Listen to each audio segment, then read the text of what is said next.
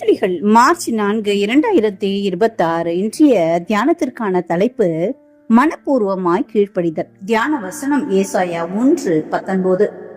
நீங்கள் மனம் பொருந்தி செவி கொடுத்தால் தேசத்தின் நன்மையை புசிப்பீர்கள்.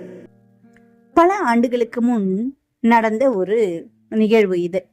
செல்வந்தர் ஒருவர் வேலைக்கு ஆள் வேண்டி விளம்பரம் செய்திருந்தார். விளம்பரத்தை பார்த்து இளைஞர்கள் பலர் வந்தனர். 2 நாள் அவர் சொன்ன வேலையை செய்தனர். மறுநாளோ ஆட்கள் வருவதை நிறுத்தி கொண்டனர். 2 நாட்கள் மட்டும் அவர் சொன்ன வேலையை செய்தனர். மறுநாளோ ஆட்கள் வருவதை நிறுத்தி கொண்டனர். இறுதியில ஒரு வாலிபன் வேலைக்கு வந்தான். அவனிடம் அந்த செல்வந்தர் அங்கு கிடந்த ஜல்லிக்கற்களை எடுத்து சற்று தொலைவில் போய் கொட்ட சொன்னார்.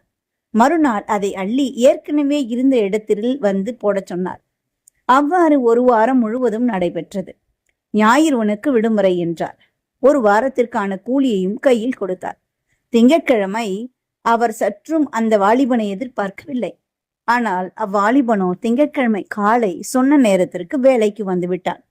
ஏன், எதற்கு என்று எந்த கேள்வியும் இன்றி எஜமானின் கட்டளைக்கு அப்படியே உண்மையாய் கீழ்ப்படிந்த வாலிபனுக்கு அவன் படிப்பிற்கும் திறமைக்கும் ஏற்ற உயர்ந்த வேலையை கொடுத்தார் அந்த எஜமான். பல லட்சம் ரூபாய் கணக்கு வழக்குகளை பார்க்கவும் முக்கியமான பொறுப்புகளை அவனிடம் கொடுத்து ரகசியம் காக்கவும் நியமித்தார்.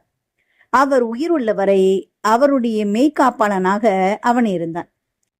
ஒரு மனிதனுடைய வாழ்க்கையில அரைக்குறையான கீழ்ப்படிதல் இருக்குமானால் அது ஆபத்தானது.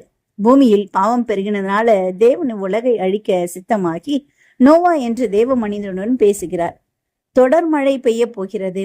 அந்த அழிவிலிருந்து உன்னையும் உன் குடும்பத்தையும் காத்துக்கொள்ள ஒரு பேழையை செய்யென்றார்.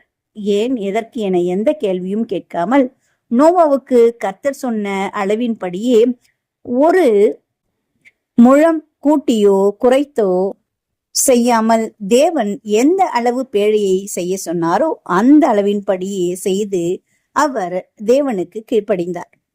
அழிவிலிருந்தும் அவர் குடும்பம் காக்கப்பட்டது.